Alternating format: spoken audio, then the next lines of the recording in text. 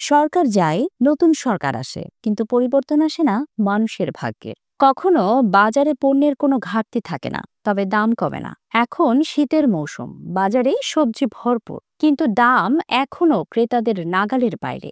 কাদের ইশারায় এটি হচ্ছে? কারা লুটে অর্থ? এই চক্র যেন এক অদৃশ্য দেয়াল হয়ে দাঁড়িয়ে আছে। কৃষক তার ন্যায্য দাম পায় না, ভোক্তা ন্যায্য দামে কিনতে পারে না, কিন্তু মধ্যস্বত্বভোগীদের মুনাফার লুট থামে না। এদের বিরুদ্ধে ব্যবস্থা নেওয়ার কেউ নেই। বাজার যেন বন্দি এই সিন্ডিকেটের হাতে। কৃষকের ঘাম আর ভোক্তার পকেট, দুই দিক থেকেই ফায়দা লুটছে তারা। প্রশ্ন থেকে যায়, এদের বিরুদ্ধে কবে ব্যবস্থা নেবে প্রশাসন? রাজধানীর বিভিন্ন কাঁচা বাজার ঘুরে দেখা গেছে বেগুন ৮০ থেকে ১০০, সিম ১০০, ফুলকপি ৪০ থেকে ৬০, নতুন আলু ১০০ থেকে ১২০, বরবটি ৭০ থেকে ৮০, ঢেঁড়স ও পটল ৬০ থেকে ৮০। শীতের মৌসুমেও দাম কমছে না একটুও। কৃষকদের দাবি, তারা ন্যায্য দাম পাচ্ছে না। গত মৌসুমে কম দামে পেঁয়াজ বিক্রি করতে বাধ্য হয়েছেন। এখন বাজারে যা আছে তা অসাধু ব্যবসায়ীদের গুদামে মজুদ থাকা পেঁয়াজ। নতুন পেঁয়াজ বাজারে আসতে আরো কয়েক সপ্তাহ।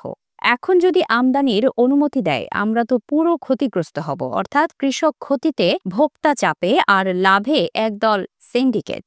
প্রতি বছর একই গল্প, বাজারে কৃত্রিম সংকট তৈরি করে দাম বাড়িয়ে দেওয়া হয়। পরে সরকারকে আমদানির চাপ দেওয়া হয়। এর মধ্যে লাখ লাখ টাকা চলে যায় মধ্যস্বত্ব ভোগীদের পকেটে। মালিবাগ বাজারের ক্রেতা কামাল বলেন, শীতের সবজি এসেছে মাসখানেক হলো, কিন্তু দাম কমার কোনো লক্ষণই নেই। আরেকজন ক্রেতা বলেন, আগে ৫০ টাকার শিম, এখন ১০০ টাকা।